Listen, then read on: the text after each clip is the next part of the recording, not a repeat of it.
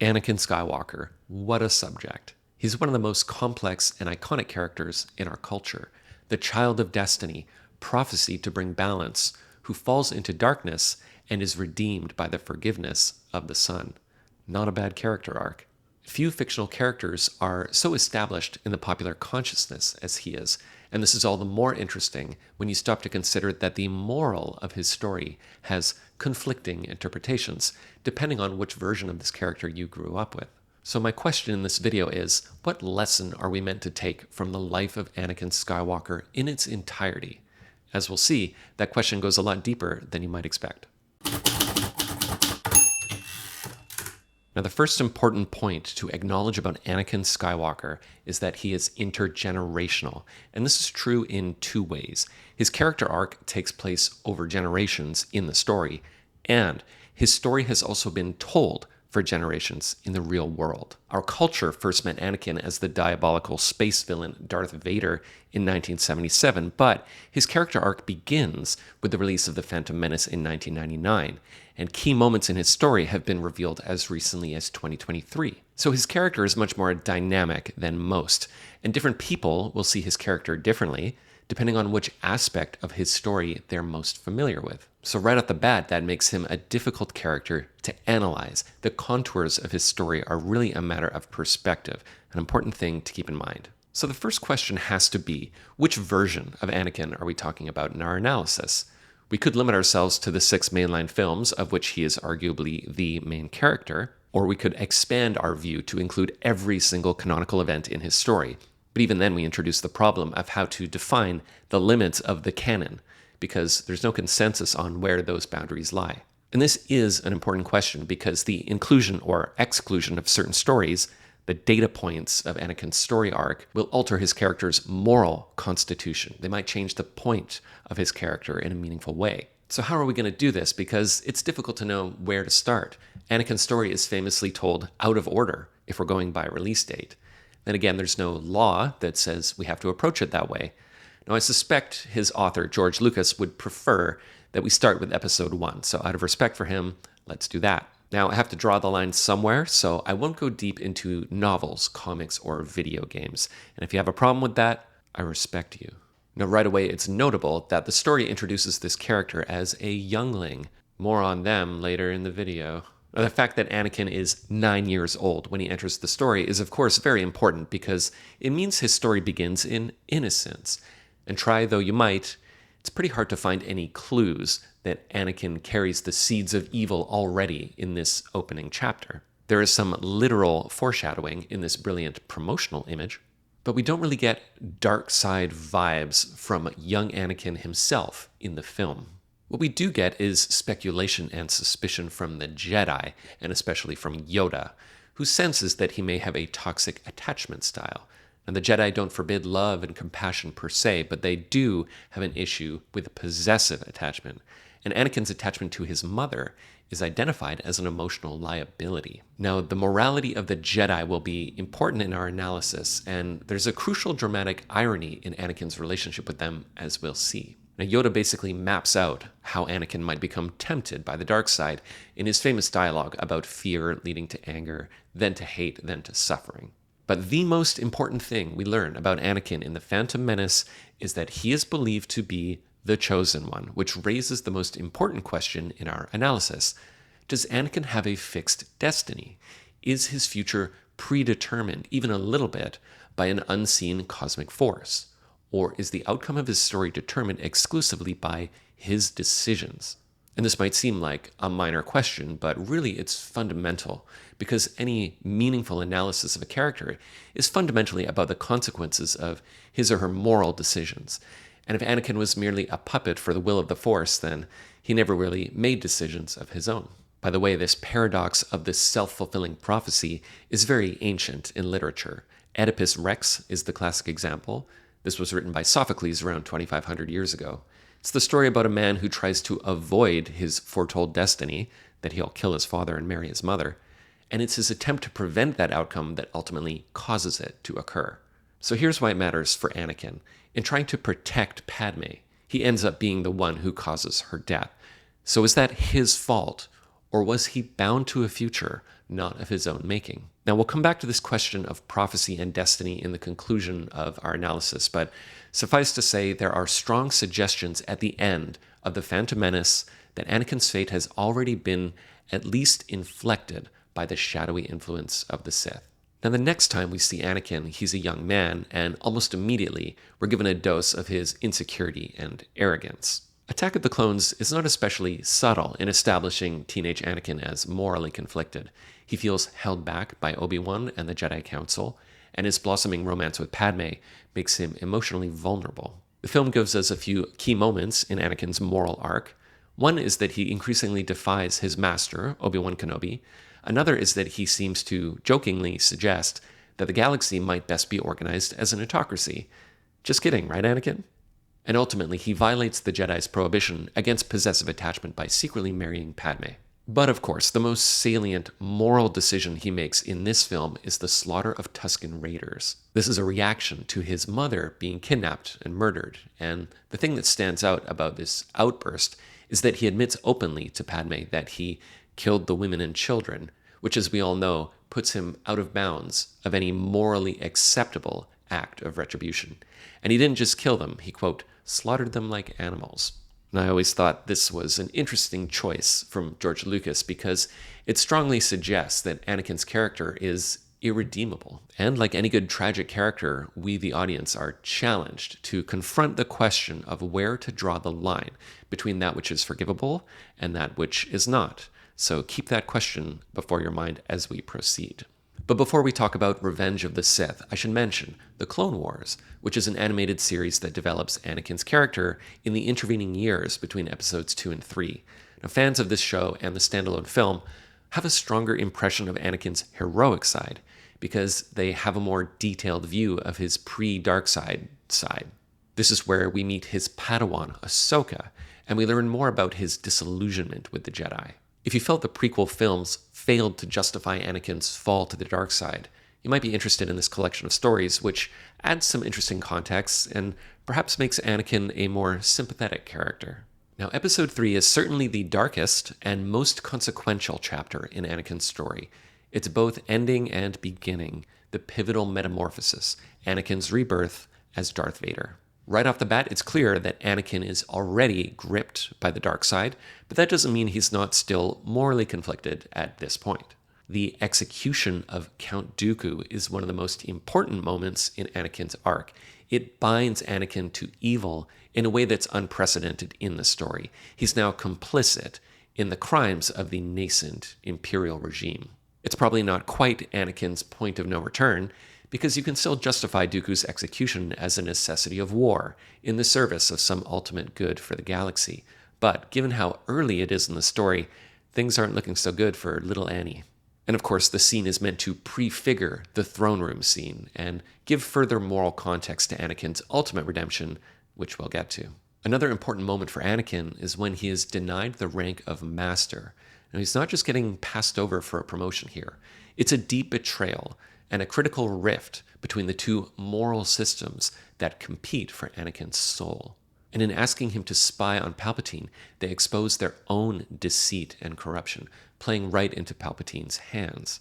Now, one must remember that the main reason Anakin is drawn to Palpatine is that he's pushed away by the Jedi. And this is hugely important for our moral analysis, because in many ways, Anakin's fall is a consequence of the moral shortcomings of the Jedi. Their rigid code, prohibiting emotional attachment, their lack of regard for their expendable clone armies, and their suspicion of Anakin. It all leads to their downfall. Again, it's the self-fulfilling prophecy. Their fear that Anakin is a threat is ultimately what makes him one. And Palpatine is often framed as a puppet master in the story, but he's actually pretty passive if you look closely. Yes, he is manipulating things, but he also stands back and allows the Jedi to be their own undoing, waiting in the wings until the right moment to tempt Anakin with a compelling alternative to the one that he is increasingly disillusioned by. And that is accelerated by Anakin's visions of Padme's death, which Palpatine promises can be prevented assuming certain moral compromises are made, namely converting to the dark side. Now, Anakin does finally figure out that Palpatine is a Sith, and at first does the right thing by warning his boss, Mace Windu.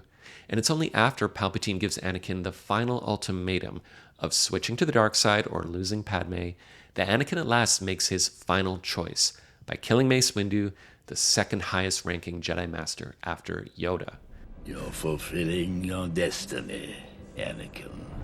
Now, there's a moment in Shakespeare's Macbeth where, after a series of increasingly immoral acts, Macbeth murders King Duncan. And that is often interpreted as the moment when the character Macbeth crosses the line into irredeemable evil. It's all downhill after that. So I want to pose the question to you, dear viewer, whether you think this is Anakin's King Duncan moment. Is this the point of no return for Anakin?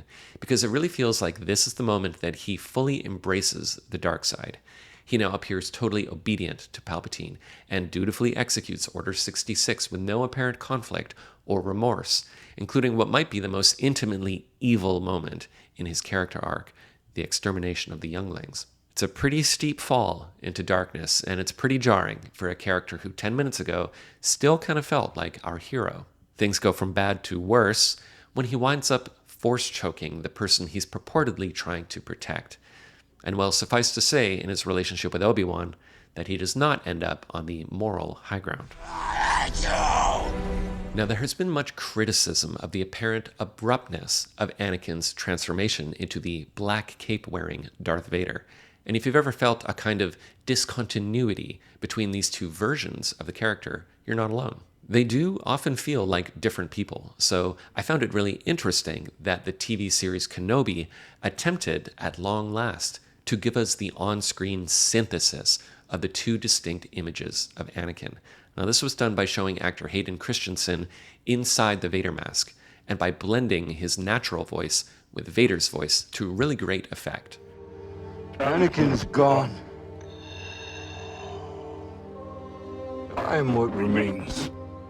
Kenobi had its problems, but I felt that this was a really well-executed moment in the series. It's hard not to get emotional watching this scene. Obi-Wan apologizes for failing Anakin, to which he replies, "You didn't kill Anakin Skywalker. I did." This is huge because it reframes Anakin's fall as an act of will, something he decided, rather than something that was done to him, which does have huge moral implications. But more importantly, it seems to separate Anakin and Vader into two distinct characters. And if this is how we read his arc, then we could see Anakin as a victim of Darth Vader. Now, I actually think this scene is less about Anakin and more about Obi-Wan, the protagonist of this particular story. It's the moment that he loses whatever hope he had for Anakin's redemption. And that's consistent with the older version of his character, who gives us no sign that he believes that Anakin is actually a good guy if you just get to know him. He betrayed and murdered your father. But there's another really interesting interpretation of this scene, and that is that Anakin is forgiving Obi-Wan. Anakin knows that Obi-Wan feels guilty for, chopping all his limbs off and stuff. So Anakin is saying, the choice was mine. And in a roundabout way, he's absolving Obi-Wan of his guilt. It makes you wonder if good guy Anakin is still in there. I should also mention here that a similar scene also takes place in the animated series Rebels, but with Ahsoka in place of Obi-Wan. The only difference being that Ahsoka seems more convinced that there is still good in Anakin. And we'll talk more about her in a minute. Now, before you get all misty thinking about what a victim Anakin is, remember that his next major appearance is in Rogue One, in which he indiscriminately massacres a bunch of rebel soldiers. And it should be noted that there is not a trace of sympathy in this depiction of Anakin, and might even be the most classically evil we ever see him. And I suppose that's appropriate because the original trilogy that this film sets up also does not give us many clues about the man inside the machine. And really, there isn't a lot we can say about Anakin's character development in episodes 4, 5, and 6. The story is, of course, much more about his son. A New Hope frames him as a henchman of the Galactic Empire, though it must be said that, in view of the whole saga, the duel between him and Obi-Wan does have added significance, and it's notable that Obi-Wan seems to sacrifice himself for some unknown higher purpose. Episode 5 has a little more to say about Anakin. It brings back Palpatine, now the all-powerful Galactic Emperor. But of course, the most important moment here is Anakin revealing his true identity to his son, which puts his obsession with uncovering the rebellion into its proper context. We don't get a ton of facial expression from Darth Vader from which to infer his more subtle motivations, but watching this film in full view of the saga, it's clear that Anakin has a desire to have a relationship with Luke, even if the stated purpose of capturing him is to turn him to the dark side. And I actually think Empire is one of the most interesting chapters in Anakin's story for this reason. As a viewer, are you meant to perceive the good in Anakin at this point in the story? It's an interesting question. I mean, he doesn't seem to mind cutting Luke's hand off. Then again, maybe it's because he wants Luke to be like him, to follow in his footsteps, as it were. And actually, there is another crucially important scene in this film, and that is Luke's vision in which his own face is revealed to be inside Vader's mask. Again, in full view of the saga, this is much more than foreshadowing Luke's lineage. It can also be interpreted as being part of Anakin's arc, because it's the moment that the mistakes of the father are rendered as a warning to the son. Now, the saga does have many discontinuities, but I think this scene actually takes on a deeper meaning in light of the prequels. This is Luke's fear leads to suffering moment, not the suffering of others, his own suffering. And in both cases, this is a lesson from Yoda. So by episode 6, all the pieces are in play for what I believe is one of the most profound redemption tales ever told. Now, the first thing that Anakin does in this chapter is kneel before Emperor Palpatine, and that's very important because it reminds the viewer that Anakin is subservient to a greater villain, one who is purely and indisputably evil. Now, we'll cover Palpatine in a future video, so get subscribed and check out my Patreon if you want me to redouble my efforts. So right from the beginning of Return of the Jedi, Anakin is already much more sympathetic, and the space is created for his character to develop in an unexpected direction. Now again, if you're able to remember baby Anakin behind the mask, you really feel the fact that Anakin is a prisoner of Palpatine. By the middle of the film, there are strong hints that Anakin has a shred of humanity left in him. But of course, the throne room scene is where all of the saga's complex moral algebra reduces to its final formula. And despite being one of the most sprawling stories ever told, Anakin's moral arc resolves in a very simple conclusion. And one of the most beautiful aspects of this story is that Luke and Anakin, father and son, save each other. First, when Luke cuts off Anakin's hand, the same hand that he lost way back in Attack of the Clones, he realizes that he is embodying the very evil that consumed his father. He chooses self-sacrifice, refusing to submit to fear and anger. Now, Anakin sees this act of selflessness and realizing that his alignment with Palpatine has cost him everything, at last he too chooses to sacrifice himself. It rhymes, sort of like poetry. It's a beautiful scene, but there is, of course, one last and necessary step in Anakin's moral journey, and that is his unmasking. For all of the goofiness and camp you'll find in Star Wars, all of its follies and missteps, I don't think it's hyperbole to say that Luke's unmasking of Anakin is one of the most profound dramatic scenes ever created, and I mean that even in the full scope of literary history. There is incredible moral depth in this scene. Now, importantly, Anakin asks Luke to remove the mask even though it will kill him, and the fact that it's Anakin's choice is so crucial because it's his will at play in this scene more than Luke's. It's a clue that this is the resolution of Anakin's character, not of Luke's. The man behind the mask appears weak and frail, far from the villain we have assumed him to be, and the precise moment of Anakin's moral resolution can be pinned down to 3 words of dialogue. Luke says, "I've got to save you," and Anakin replies, You already have. That line is monumental in its moral implications. In believing, despite all evidence to the contrary, that there was some good in Vader, Luke has given Anakin one final shot at redemption.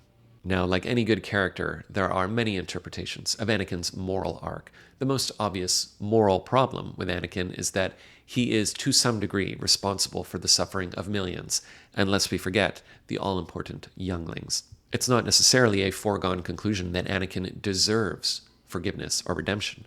Is the lesson meant to be that even the most evil people ought to be forgiven in the end? Well, that really depends on how much of Anakin's story was predetermined by destiny. Let's remember, little Anakin was believed to be the chosen one who would bring balance to the Force and destroy the Sith. And I think the most common interpretation is that Anakin's fall and eventual redemption is, ironically, the fulfillment of that prophecy. He does, after all, ultimately destroy the Sith, just as Qui-Gon had hoped. If that's how we understand the prophecy, then we are by implication granting that Anakin's terrible deeds were, at least to some degree, preordained by a higher power, and therefore not really committed of Anakin's individual will, and therefore not really Anakin's fault. The youngling incident, according to this view, is just another step on the journey laid before him by his destiny. Now, there is one final appearance from Anakin at time of filming that I think we should mention, and that is his appearance in the series Ahsoka. Technically, this happens after his death, in the world between worlds, a kind of interdimensional plane that allows writers to bring back any popular character for any contrived reason. The important distinction here is that this Anakin is a vision, something more like a memory in Ahsoka's mind, rather than Anakin himself. So the scene doesn't change much about Anakin's overall arc, except to remind us that he does seem to genuinely care about his estranged Padawan. I think the way Anakin is portrayed in this episode is actually a good place to wrap up our analysis, because in the end, Anakin's moral character is ambiguous.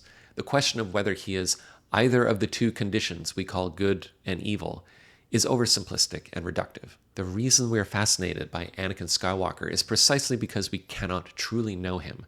Depending on who you are, which parts of Star Wars you've watched or read, you will interpret Anakin in your own unique way. Maybe you think he's a tragic figure, a victim of circumstances beyond his control. Maybe you think he's a formidable villain, scourge of the galaxy. Maybe you think he's a conflicted hero who struggles to do good in a world increasingly consumed by darkness. Is his story a warning against dogmatism and corruption, against the temptations of power, or against the suffocating prison of self-denial? The fact that he is both hero and villain, victim and oppressor, dark and light, is exactly the point. And for a character such as this, all we can really say is that whatever moral lesson you take from Anakin is ultimately the only one that matters.